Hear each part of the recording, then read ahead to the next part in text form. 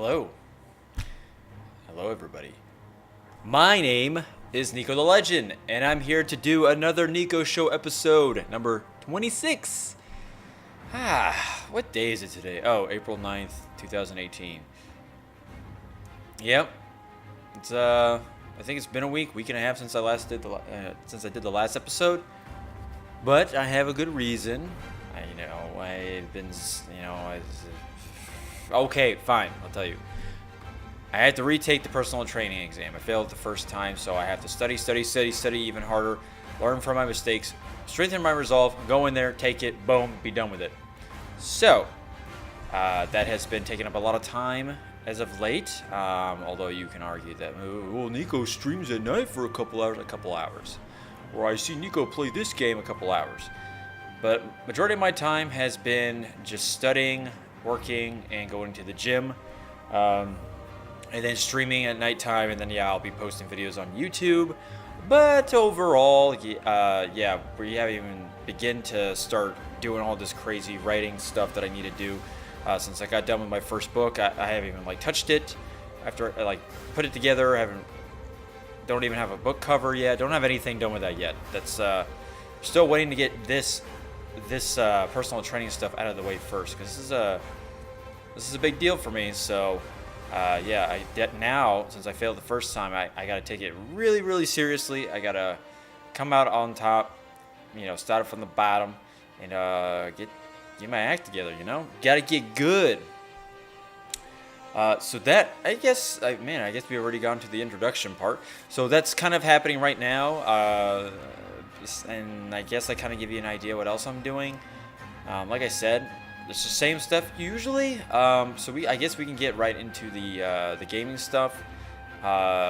Big accomplishment for gaming is that I beat Pokemon Soul Silver Randomizer Nuzlocke for the first time. I streamed it, 45-minute stream. You should check it out on the Twitch channel, of course. No casualties during the Elite Four battles. Amazing. I'm happy, I'm proud of myself. I've learned a lot on this journey of Pokemon through trial and error. We had many friends that have died. Avenged, they didn't die in vain, which is great. So I'm really glad that I got to make up for it. And third time playing through this. First two times I attempted to play through it and all my teammates died. But third time's a charm. You know what they say. Looks like I gotta fail the PT test a second time. Right? No. But by that point, it's like, geez, just get it over with. Actually, I kind of want to go back to the personal training stuff real quick before we jump into the news articles. Now, I hope the music isn't too loud. If it's too loud, just let me know, because I'm using Spotify for the first time in the Niko Show. As you can tell, you'll be able to see the music at the bottom being played, just so you guys can get an idea of what kind of music I'm listening to. And I want to show support by letting people know what music, what artist I'm listening to and what the song's called, because I owe it to the guys that make those albums and music and stuff. They're pretty talented people. So thanks again, guys, for making all this great music. So with this personal training thing, it's a difficult test, man. Anything with the human anatomy involved is just so difficult. It's tough knowing the body, particularly, specifically, whether it be training, personal trainer, a therapist, a neuropsychologist, any type of psychologist, a doctor, a nurse, anybody who taps into the health science or health field. It becomes a very, very gritty place in terms of just, well, I guess, it can be gritty depending on what type of medical job you do. I'm not going to have a medical job, but personal training still has to do with the human body and mind and anatomy and all that. Believe it or not, if you don't, then that's just your thing. But just understanding the fundamentals of the human anatomy and how that works, and then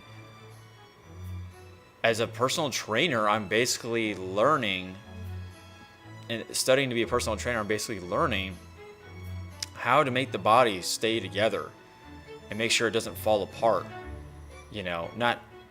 Now, if it's truly falling apart, then that's up to the doctors and surgeons to deal with. But it's my job. It's my job to keep it together in the meantime. Just keep it patched up. Heal wounds. Have scars heal over time. Get past those barriers that have been holding a person down, you know? I'm trying to keep the person alive by helping them adapt a healthier lifestyle, because if a person doesn't have a healthy lifestyle, it's not a fun time. I mean, it's not a fun time to be alive. And I think everybody who's gone through it understands what I mean. And then people who haven't gone there, you will go through a tough time in your life in terms of health. And if you're going to be a conceited or narcissistic a-hole about it, some tough guy, well, we'll see how tough you are in 30 years from now when you have your first stroke or your first seizure, or your joints start breaking apart. You get runner's knee, or you get, you don't want runner's knee, by the way. You get tetanus, you get carpal tunnel, you know, you get all kinds of stuff. Your heart starts failing in any type. So you get the idea. So this is something that just needs to be, you know, this is something that we all go through, that we will, or have, or are going through now with, you know, taking our healthy lifestyles to a serious level, to where we should definitely start giving a shit about ourselves and not letting other people dictate what you should do, and you know, kind of force you or push you or volunteer you. I guess, you know, some type of aggressive behavior. I get that some people feel uncomfortable when it comes to that. That's understandable, because, you know, it's like, what the fuck, dude? I don't even know you, or I do know you, or you're just not going about it the right way. Because, you know, everybody's different. Everybody has their way of adapting to those types of situations. So a healthy lifestyle is the most important.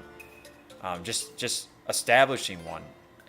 And obviously, you know, you go through pre-contemplation, contemplation, investigation, preparation, and action or report. You know, there's a lot of stages to go through in order to have a successful, healthy lifestyle.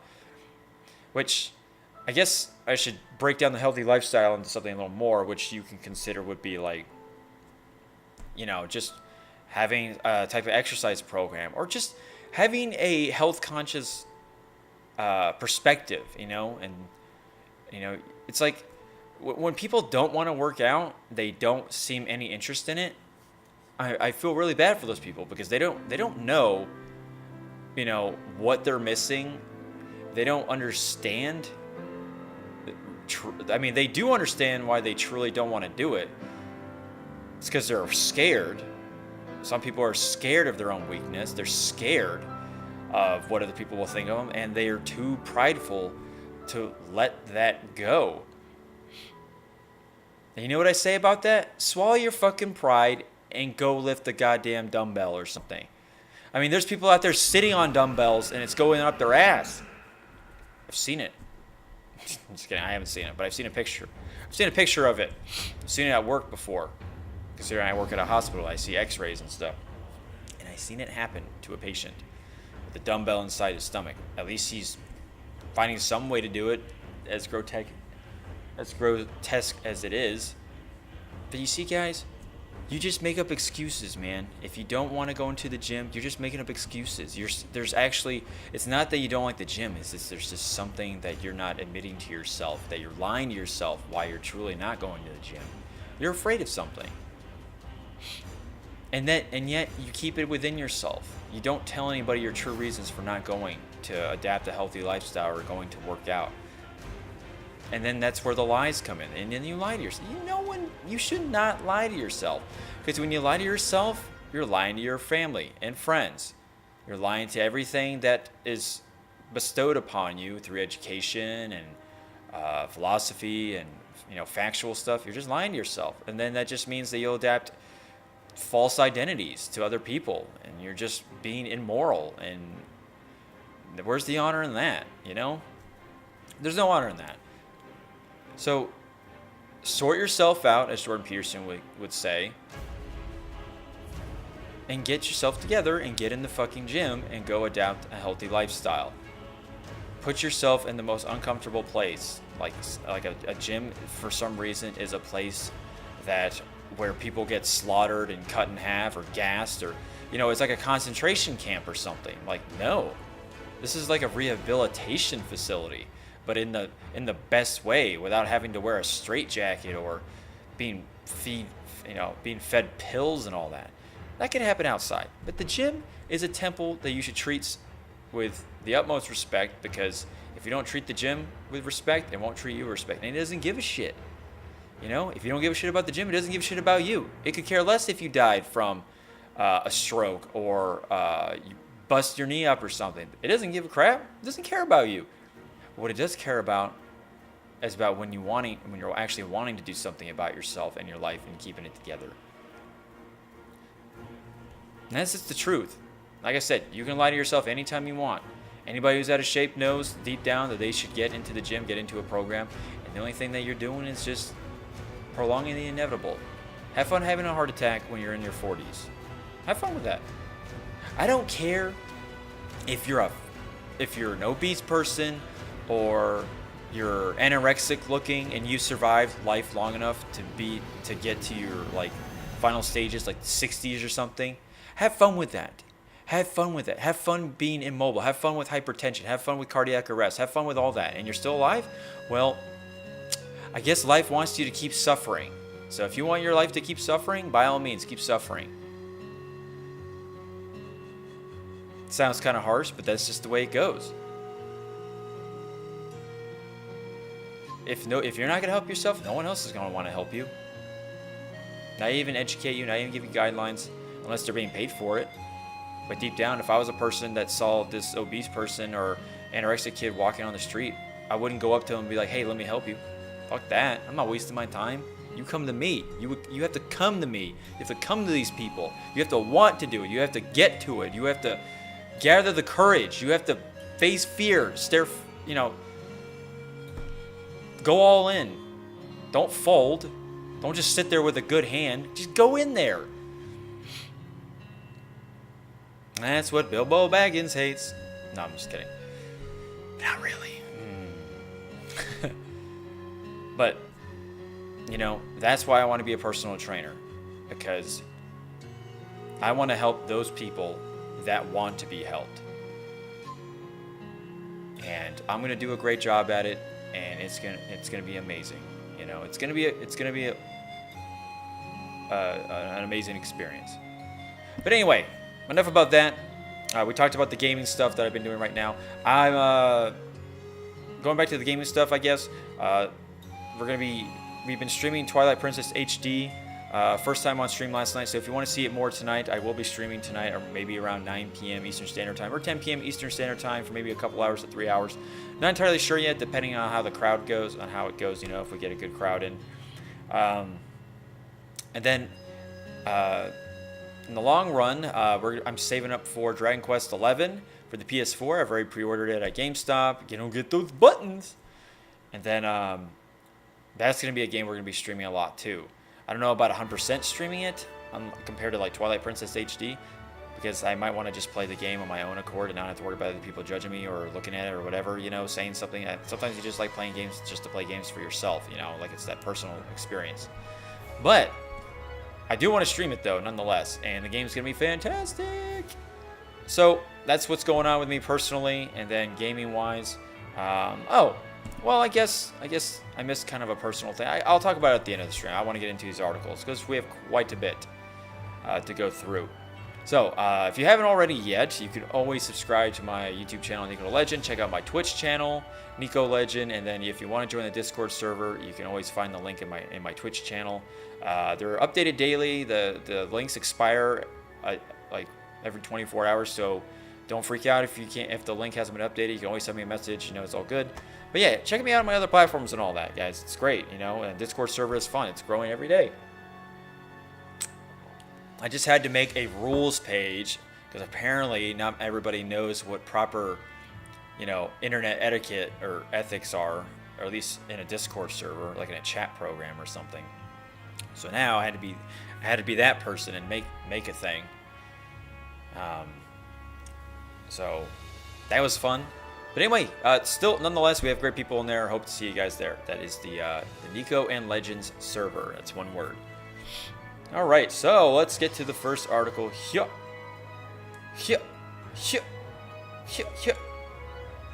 Okay, so this one here is Germany looses censorship regulations on video games featuring Nazi symbols. And before we get into that, like I said, folks, this is mainly a gaming channel. We mainly talk about gaming topics.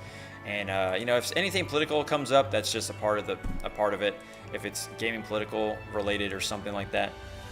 But yeah, mainly we spend about 90% talking about gaming stuff in here only. I always just like to do introductions and all that, just so I don't just start off with like, hey, look at this. You know, I kind of like to build some rapport, kind of let you guys know what's going on with my life, so you can maybe relate and get on a common ground or something. You know, sometimes I like to get straight to the point, but you know, this is my show. I can do whatever the fuck I want. Boom. Let's see. Germany loses censorship regulations on video games featuring Nazi stuff, Peter. Hitler mustaches will no longer be scrubbed from games. Germany has introduced a regulatory change that will see its censorship laws on video games featuring Nazi symbols fall in line with other media. GamesIndustry.biz reports that Germany's national authorities, hey, good typo there, bud, will defer to the Entertainment Software Self-Regulation Body, allowing them to apply age ratings to titles that depict symbols of unconstitutional organizations. Games will be submitted for evaluation to decide whether their use of Nazi symbology serves as an artistic or scientific or depict current or historical events. German law prohibits the depiction of Nazi-related symbols and content in video games, despite the laws surrounding other forms of media being less stringent. These regulations led to both Wolfenstein and Wolfenstein 2 being censored in Germany. This new decision is an important step for games in Germany. Felix Falk, MD of the German Games Industry Trade Body.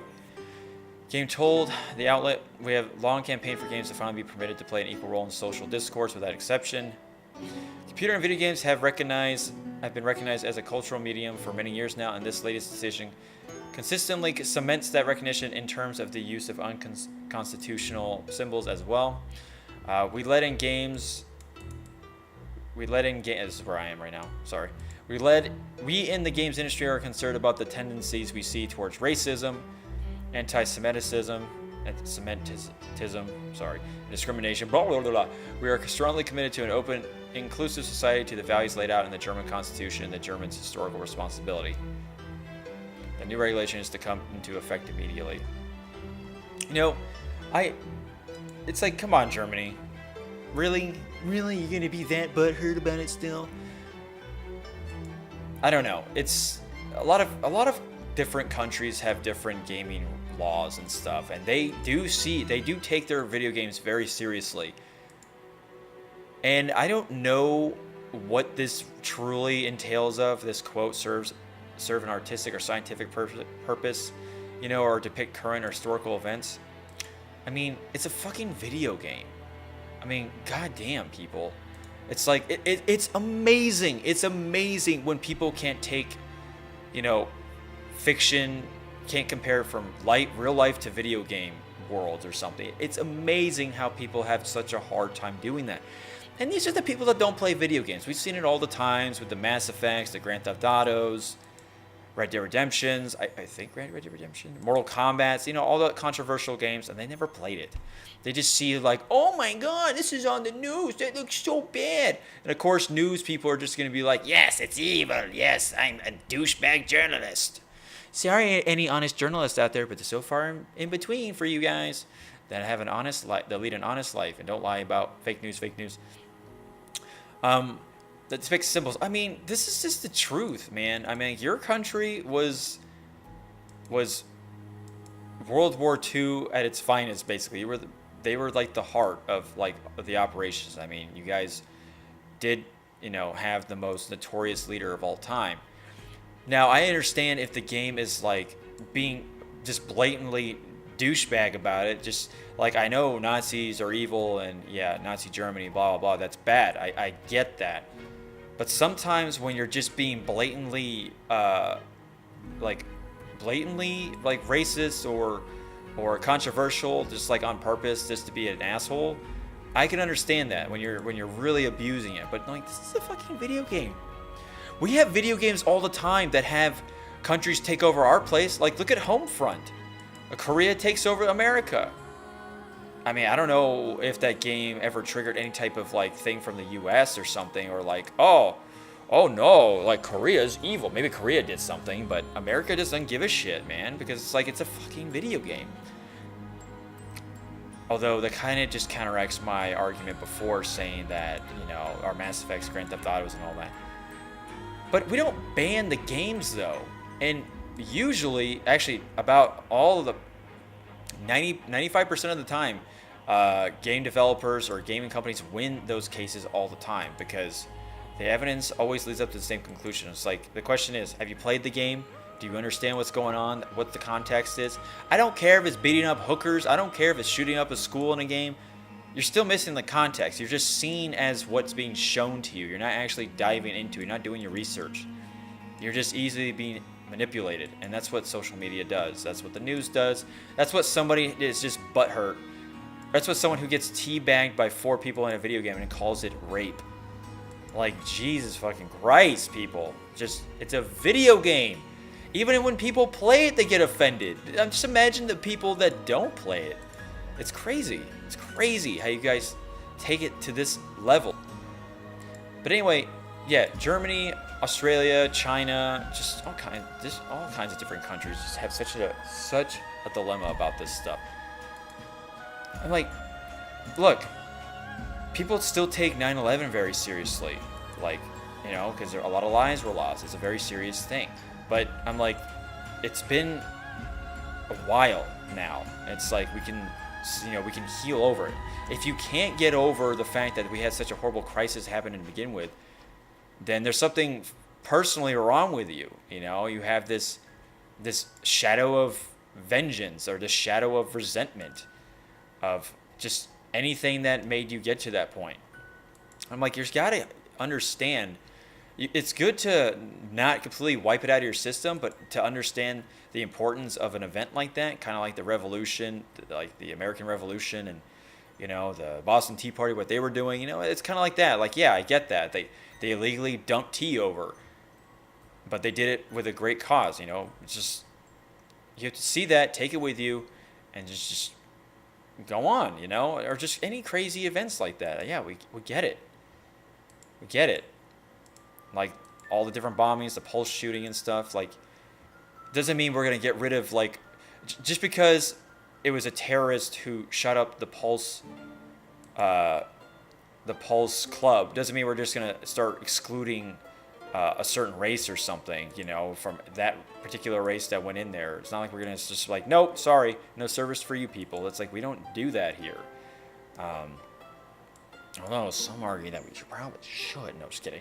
But anyway, so yeah, a lot of countries just take this stuff way too seriously. I think it's great that they finally got the stick out of their ass, the Nazi stick out of their ass. I mean, I don't know how their like Nazi accusation stuff or whatever, like any of this stuff goes down in Germany. But I'm like, just think of it like this, Germany. I mean, there's people. I mean, if you're just like, not to get, you know, completely political, but if you're like a Trump supporter, people will call you a Nazi. You hate people. You're xenophobic, homophobic, all kinds of crap. So, but the Nazi thing does come up a lot. So, but you don't see us being like, no, ban this person, get rid of him. We have to study this case. Is it artistic? No, you just take it as it is, and we just go from there. We don't have to have this giant ass committee for this type of situation. That's why the Constitution is so great. Freedom of speech. But like I said, it's a good thing that this has finally happened in Germany. Like, it takes, apparently it has to take a long ass time for this to happen. It has to take almost 100 years for something like this to be passed. To let bygones be bygones. I mean, like I said, we're not doing it just to blatantly hate Germany or something. We're just doing it because it's something that we want to fucking do. And that's why freedom of speech is so great. And I guess Germany just didn't understand the purpose of that for the longest time. So anyway, enough about Germany and Nazis. Just picture somebody coming in and hearing that. All right, so the next one, next one, yeah, Nixon and Nick combined. I'm a Nixton. Blizzard has multiple Diablo projects in the works. Is Blizzard working on Diablo 4, a Diablo 3 Switch port, both? If I see them release anything for the Switch Diablo related before Diablo 4, I'm gonna fucking destroy you, Blizzard. I hate you. It's been more than 6 years since Diablo 3 first release, and more than a year since its last DLC arrived. But the franchise isn't lying dormant. Blizzard announced today that it has multiple new Diablo projects in the works, and fans want to get a glimpse of that at some of them soon.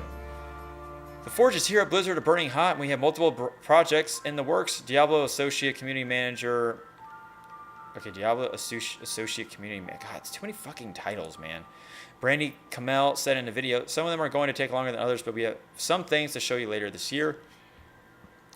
That at least one new Diablo project was in the works was essentially confirmed in June when Blizzard posted a job listing for a dungeon artist to work on an unannounced Diablo project. It's not known that it's project. It's Diablo 4, people. It's Diablo 4. What else is going to be? What else? Not a Switch port. They already have those dungeons. Now that Blizzard has gone on record saying multiple projects are in the works, it's possible one of them could be the rumored Switch port of Diablo 3. Blizzard has refuted those rumors, but anonymous sources previously speaking to Eurogamer insist the port is happening. Stay tuned, blah, blah, blah. All right, okay, well, we don't go with anonymous sources because, like, why anonymous? I have no idea why we would use that as a reliable source, but I guess it's just something just to bring up talk and clickbait. Yeah, we all know how that goes. But I think mainly it's going to be Diablo 4, which is going to be fantastic. Hopefully we don't have to wait too long when they first announced it. We don't have to wait another 3 years, unlike Diablo 3 when it was announced back in, 2008, 2009? We had to wait, 4 years for it to come out, or 5 years. Like, what the fuck, Blizzard? Like, I can only imagine Warcraft 4, if that ever freaking gets made. Which, I hope it does, because Battle for Azeroth looks like it's going to be the final... them going back to their roots, and this would be the perfect transition for Warcraft 4, because it's going back to orcs against humans. Really great. It'd be really great for Warcraft to start getting that MLG spotlight instead of just StarCraft Korean players. Jesus criminy, those kids need to go to sleep. Some of them are going to take longer than others, but we have some things to show you later this year. So, that's going to be exciting to see. I hope it is a Diablo 4. It's going to look amazing. I hope, and it's not going to be it's not going to pull a Paul Wilson. Wait, is it Paul Wilson? Paul Wilson? Whatever. The OG D-bag who made Diablo 3 to begin with, who made it crappy first year. Jay Wilson. Not Paul Wilson. Jay Wilson. That guy. Look him up. That guy is a freaking... that guy had no idea what he was doing. So, we definitely want the people who made the Reaper of Souls. We definitely want that team on there because it was a great story and it was a great expansion. It helped fix Diablo. Despite the injuries it caused, it definitely helped heal the scar a lot better. So we're hoping that I'm hoping that Diablo 4 goes into has a nice launch, has a great story, great graphics, great gameplay, and goes back to knowing what made Diablo great to begin with. I understand why they had to do that for Reaper of Souls by adding a Paragon system, all these crazy leveling gears, and all this. They were trying to be as creative as possible by making people stick to Diablo because a lot of people did leave Diablo. I left Diablo 3 after playing it for a few months, and I came back once the expansion was a thing. I mean, that's just insane, It's just crazy. So Diablo 4 is best time for it to come out, best time. And I really do hope they do a great job. Blizzard knows how to make video games very, very well. They're not stupid. They're not afraid to replace people in order to keep the franchise alive. They're not a bunch of pansies. They just keep coming up with great games. It's great. So I'm excited for that. So let me know if you're excited too. I don't care about a Diablo 3 port for the Switch. I don't care. Whatever. I mean, it's good, but I don't care. Diablo 4. Diablo 4, baby. All right. Ooh, so this is a good one. So, where does Smash Bros. Go from here? Nintendo isn't holding anything back. Oh, no! I don't think they ever did hold anything back, but okay. Every character who has ever been in Smash Bros. Game will be in the latest Smash Bros. Game called Ultimate. The name kind of gives the entire thing away, doesn't it? This doesn't mean that there won't be characters who are new to the series showing up. However, it just means that no previously seen character will be left out, which is fucking awesome. Okay, before I get into this, you guys need to watch the Super Smash Bros. Direct that happened yesterday. That was that was such an awesome direct. Thank you, Sakurai, for bringing it all together, and Nintendo, of course. But you guys need to check that out. There's a lot of important stuff. I'll probably list the important stuff, but you definitely got to see it to believe it, though. It's fucking crazy. This is going to be seriously one of the biggest games coming out this year and one of the most fun games ever. It's going to be insane. Okay. There will be 103 stages in the game. Okay, hold on a second. 103 stages. Guys, there are no games this day that has that many stages in it. Not even shooters, RPGs, for the most part, RTSs, fighting games, any genre. There is not even close to 103 stages. This is insane, especially for a fighting game. Like, Smash Bros. Is seriously one of the most amazing things ever created on this planet for the gaming community. It's such an intelligent, smart mother effing fucking thing. And they are arranged in order in which they were introduced to the series. You can listen to Super Smash Bros. Ultimate music whenever you like, just in case you want to enjoy more than 900 songs from the franchise. The soundtrack, your Switch can now be the Nintendo-themed iPod you always wanted. That's so cool. It feels like a victory lap, the ultimate compendium of Super Smash Bros. Content. So where does it go from here? What could possibly be left out? Well, to be honest, this might be the last Smash Bros. We'll ever get. Which, okay, before I get into the exciting question, if this was the last Super Smash Bros. That Sakurai will work on, I'm okay with that, because this is a game that you can always, it's got everything you need it to be. It can last so long. People are still playing the old ones, the new ones, the middle-aged ones, whatever. But this sounds like the one Smash to rule them all. And they can just keep adding characters and levels and stuff. They can just keep it alive that way, but it'd still be alive even without it. So it's okay, you know. It will never be possible to know the collective mind of Nintendo. We're right here, by the way. A company that defied every what to expect post written about a recent presentation by releasing boxes of foldable cardboard. But the exhaustive nature of Super Smash Bros. Ultimate does make it seem as if a chapter in the life of the series may be drawing to a close. And like I said, we're just enjoying the last party. Yes.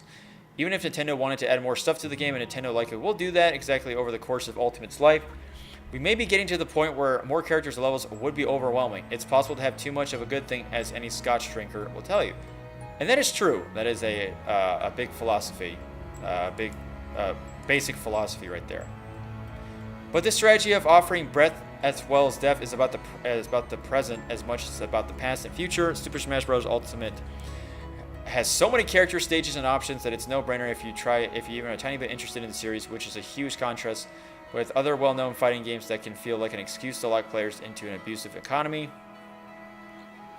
Nintendo doesn't want to sell a lot of games, it wants to sell a copy to everyone with the latest hardware. Killing your players with value is a pretty effective way to make that happen. That's awesome. Nintendo isn't holding anything back because it doesn't have to.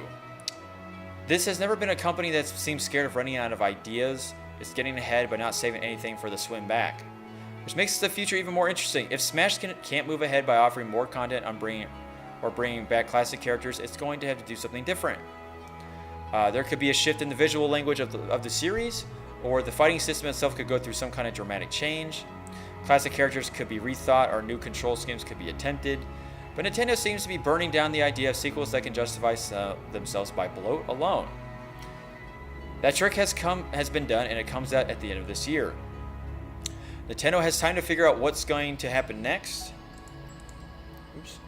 Oh, I'm going to read this. Ultimate will have a few years in the pop culture spotlight, even if it's not ultimately embraced by the ultra-competitive fight. Oh, Jesus Christ. And that success will drive adoption of the Switch itself. You likely won't see another Smash Bros. Game for 4 or 5 years, and the overwhelming amount of content in Ultimate means that it's going to be hard for the series to look back. Which means the future can be anything Nintendo wants to make of it. Alright, so, look.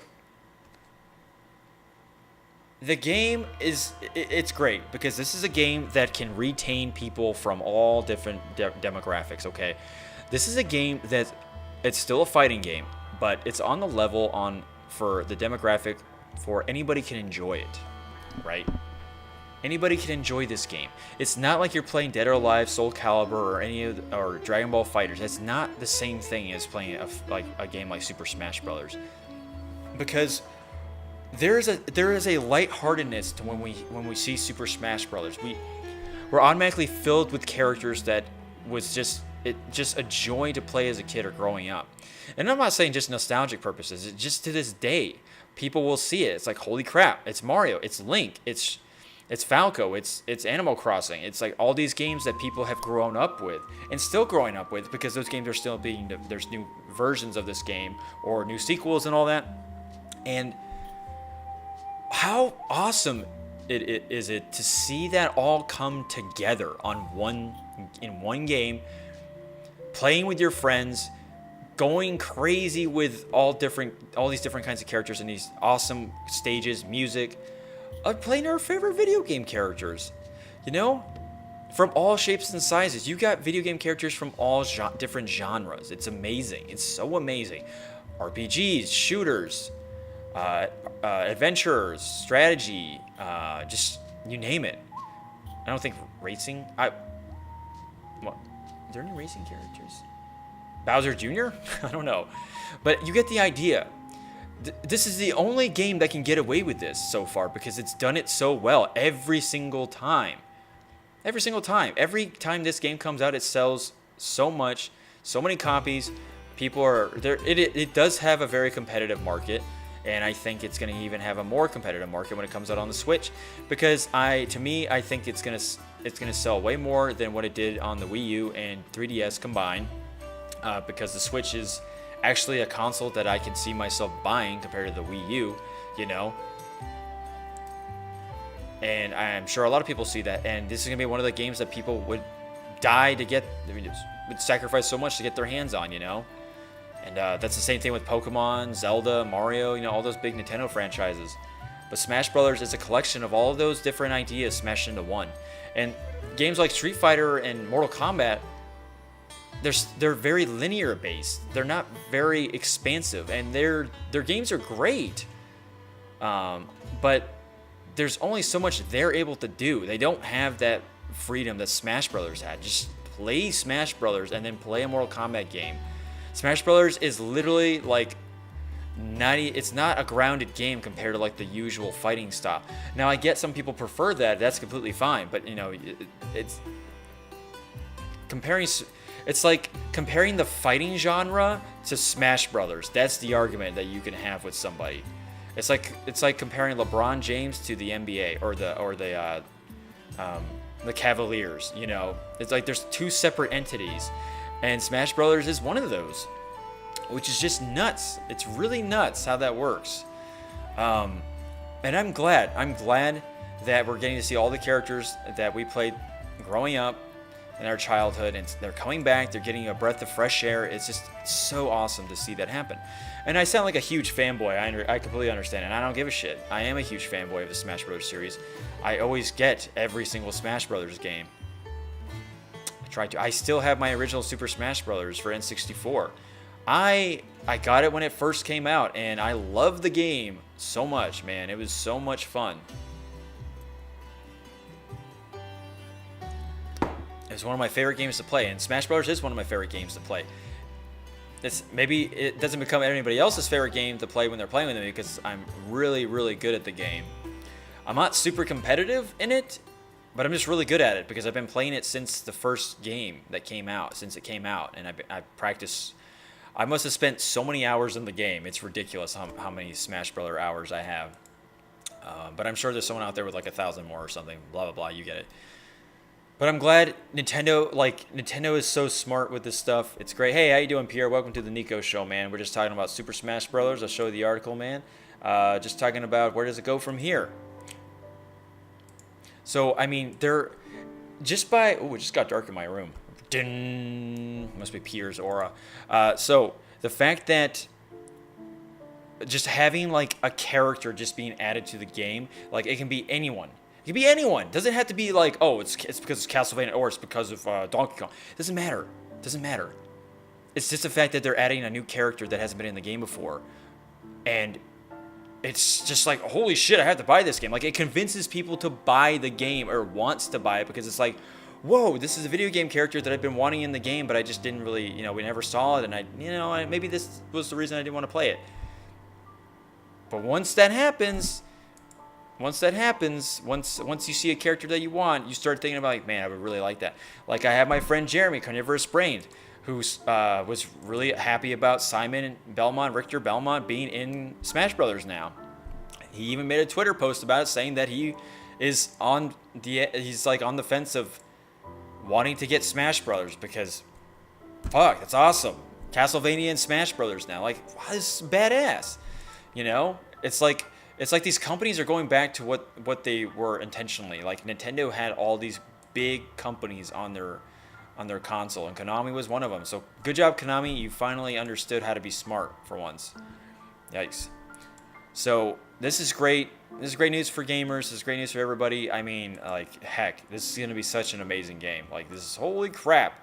Holy crap. Like, just like I did for Smash Bros. Wii U, I had a huge tournament for it, and I'm definitely going to have a huge tournament for the Smash Bros. Ultimate. Cash me outside, bros. So let's go to the next article here. I can be talking about Smash Brothers all day. I gotta be careful. Okay. So this one was something that I wanted to get into last time. Wow, it got really dark. Is it gonna rain out? It might rain soon, or I might just. I think the spotlight just wanted to be on me even more. So, why did Microsoft enter the video game space? I'll tell you why. Well, let's find out. Why is Microsoft in the video game space? That's a very popular question nowadays because the Xbox One is just bleh, bleh, bleh, bleh. It's like, they're like, you know what? We were really smart with our marketing with 360. But you know what? Once we invented the Kinect and then we decided to make Microsoft Xbox One just retarded from the beginning, yeah, I don't know what happened. As soon as they started going too family friendly, they really started to go downhill. Let me tell you how it really went down. Whoa, hold on. Okay, so these are answered by John Beard, CEO, Gigantic Software, Director, Sega, Senior Manager, Electronic Arts on Quora? Okay, let me tell you how it really went down. Microsoft never took video games seriously until they were forced to take video games seriously. Microsoft was dragged kicking and screaming to the video game space by a small handful of visionary people. In the 1980s and the early part of 1990s, companies like Atari, Sega, Nintendo, Nintendo and Sega, Commodore, Electronic Arts, and Activision controlled most of the video game market. Microsoft didn't. Ever heard of Microsoft Adventure, Microsoft Decathlon, or Microsoft Jet? No, you haven't. The most famous Microsoft game of that era, Microsoft Flight Simulator, was developed by a very talented writer and programmer named Bruce Artwig. I've actually played that in school. In high school. I actually had to use it for a technology class. That is a good story coming. Microsoft Flight Simulator was a port from the Apple II. Microsoft's first real effort to take gaming seriously didn't occur until 1995. That was the year that, under the cheerleading of Alex St. John, Microsoft released a technology called DirectX. Oh, thank God they invented that. That was amazing. I met Alex St. John at the first Microsoft Games Conference. He was wearing a toga and greeted me by saying, "Hail Caesar." The idea was that Microsoft was going to bring to Pax Romana to all the video game companies by providing an unified layer for programming all the 2D and 3D video cards. All right, that's cool. Oh God, it's getting really dark. Whoa, it's like nighttime apparently.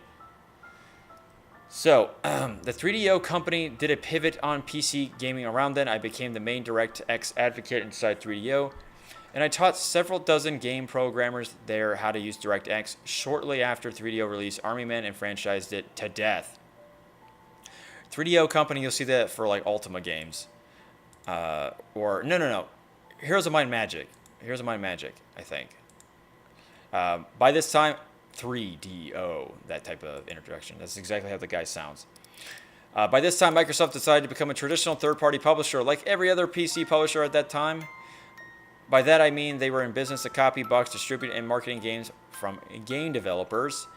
Ed Fries headed up this division, and it grew from 50 or so people to over 1,000 in a few years. That's insane. Based on its PC publishing success, Ed is a thinking man. Since those days, Ed's passion had become rebuilding old video game prototypes that would otherwise have been lost to history. I can't get rid of this window. This is like a part of the page. This is really annoying. Yep.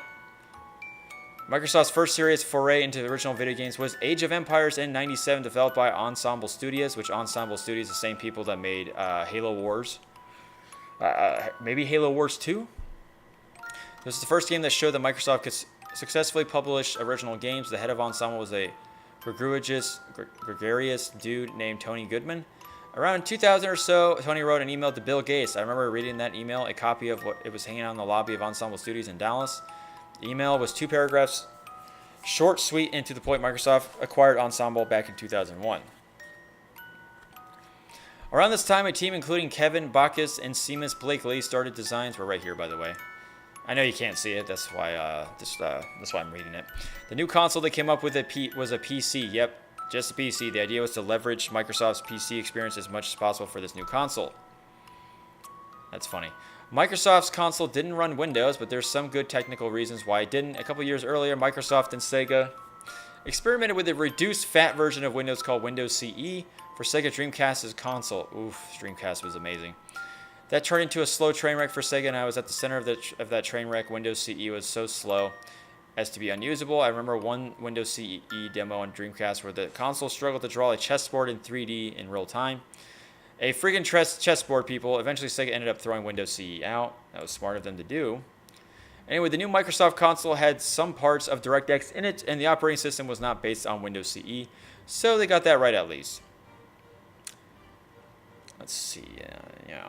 It's hard to express how much pushback there was inside and outside Microsoft to releasing a game console. Why the hell do you want to release a game console? Microsoft knows Windows and Word and Excel, and that is all the universe will ever need to be happy. Fortunately, at the time, Microsoft was utterly flush with cash, so they were able to make the huge upfront investment required to launching a new gaming system. The first Microsoft Xbox, which my brothers got on day one, and I loved the original Xbox. I thought it was a great console. Was sold reasonably well. It sold 24 million units, I think, which beat the 9 million or so Sega Dreamcast were sold around then. Oh, God, Sega Dreamcast. I'm sorry, man. The PS2 was so lethal. But it didn't beat the PS2. Also, I think GameCube was out too. But it didn't beat the PS2, which sold around 155 million. Oh, my God. It is insane. God damn, Sony. The Xbox tie ratio was around 8 back then, which meant that most people bought that many games per console. Game consoles always lose money to make and sell. You make your money back by selling cheap plastic discs with fun games on at $60 per pop, but Microsoft never had the best tie ratio in the business. Nintendo and Sega always had that honor. Yeah, they are coming in late in the game. Anyway, after that point, Microsoft had a reasonably successful game console. It lost money, but it didn't lose that much money, relatively speaking. A thriving PC games publishing business, brand recognition, deep enough pockets to overcome macroeconomic events like the dot-com meltdown in 2002. Okay, so just remember that Microsoft established live Xbox Live and playing games online with your friends before the PlayStation even decided to do that. And if the PlayStation did do it, they didn't do that well. There's only a few games that the PlayStation had online that were really, I guess, worth getting, like SOCOM 3 or something, which was a really good game. But definitely Microsoft branded that so well, advertised it. I mean, playing Mech Assault, Halo 2, those were just like their top big games they always kept bragging about. And yeah, the Xbox was a really great console. They made different models. Obviously, the console had issues right from the get-go, which is something that Microsoft always fucks up on with their console design, like in the 360 Red Rings of Death. But if you remember, if you had the original Xbox from day one, the disc tray would just shit on you. You wouldn't be able to read discs anymore. So eventually they made Xboxes with a different disc tray, and they could read discs better. Okay, that's enough to keep the bicycle moving forward if you keep on pushing the pedals. So, from 2003 onward, yeah, the GameCube was out. Like I just even stated in here. Yeah, the GameCube came out in 2001. The Microsoft games business depended and depends on a steady stream of high-quality original content for their platforms. See Halo. Yep. Halo was the ticket in, folks. Big budget TV and media advertising buys to coincide with new releases. Good Metacritic scores. This part is easy. Just send game reviewers to a private party E3 and give them swag. That's pretty true, though. Unfortunately, ever since its inception, Microsoft has seen its game business as a means by which to accomplish other business goals. Outside the games division, Microsoft doesn't know anything about gaming or about the game industry. We'll use games as a way, says every Microsoft exec who has never worked on a game in their lives, to introduce X into every living room, where X is something boring and stupid like virtual desktops or network TV. As a result, Microsoft keeps making the same errors over and over when it launches new game consoles. Despite all that, the games business continues to buoy Microsoft's core business as customers have forsaken PCs for Android and iOS devices. There has been buzz for decades about Microsoft selling its game business. I personally don't believe the buzz. The games business just provides too much visibility into consumer behavior for Microsoft to dump it. Ah, jeez. Like I said, they sold very well with the Xbox 360. They did a fantastic job with it. Despite the red rings of death. I get that, you know, that pissed a lot of people off. I had to send in my 360 twice. And I never got a new model. I never got the Xbox One's, the Xbox 360 like Elite. I never got the Elite console. Or did I? No, I did. I think I don't even fucking remember, but yeah. I still have it. I think it was. Jeez, I don't remember, guys. It's been too long. I have it in my closet right now. Yes, closet. And I thought I had a great time with the 360. I thought it was a fantastic console. Way better than the PS3. The PS3 was like PS3 pulled like an Xbox One for Microsoft. But the PS3 did get better over time, of course. The original Xbox I liked a lot. I liked a lot of the original IPs we saw in there, the original games. So there was a lot of original games on the Xbox. You should just check out the list of original Xbox games. It's crazy. I mean, gosh, can there be any better RPG on a console around that time, like that can compete against Knights of the Old Republic, like shit, or Jade Empire, Knights of the Republic 2, Fable? Like, damn, Microsoft was on a roll for the longest time. It's crazy. So, this will be. Oh, okay.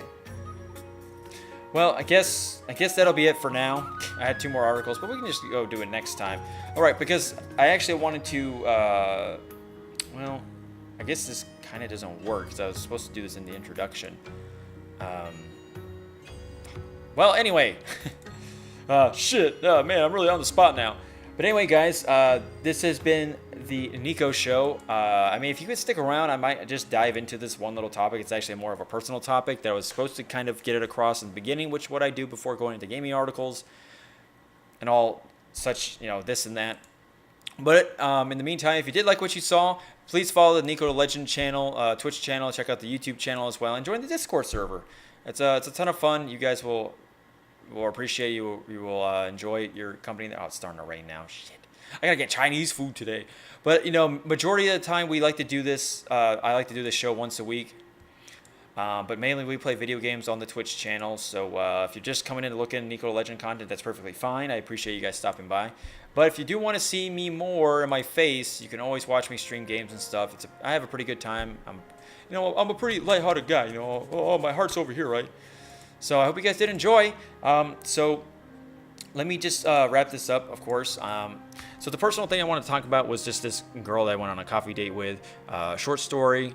I met her at the gym. I gathered the courage to go up to her and ask her to a coffee date. We went on a coffee date. We had a great time. And I didn't get to hang out with her a second time. She's from Texas, on vacation. Leaves on the 14th.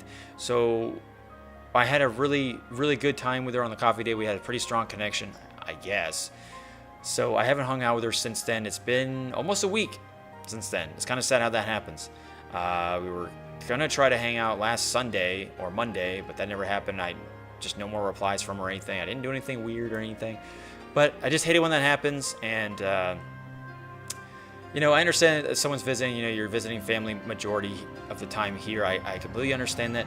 But, you know, when you both agree that you want to see each other again, you want to see each other again. And it's like, why lie about that, right? So anyway, I just wanted to say it kind of sucks when that happens, when you don't have that type of closure that you want. And sometimes you don't get what you want, which is sucks. Silence is silent but deadly, I guess. Silence is golden and deadly. But I think I'm going to go send her a text and just be like, hey, what's up? You know, like, no, where have you been? No, nothing like that. But just kind of just get some clarity, because I think that's understandable, because, you know, just, you know, I think we can all agree that we've been through that plenty of times. So, you know, the smart thing would probably be just to say, fuck it, we'll just forget about her. But, you know, I guess I'm a little too stubborn. So I probably will send her that text. I've tried calling her like a few days ago, and I didn't get it. She didn't pick up. It was a little late. I got off of work at like 11:30. She was probably asleep. But no follow-up text. I'm like, hey, sorry, I missed your call. Nothing normal like that, of course. It can't be anything normal procedure. It can't be anything normal. But anyway, folks, I guess that was it. Boring, right? What a crappy closing statement. So I hope you did enjoy. I will be streaming Twilight Princess HD tonight. Hope to see you around there. 9 p.m. probably Eastern Standard Time, or 10 p.m. So stick around.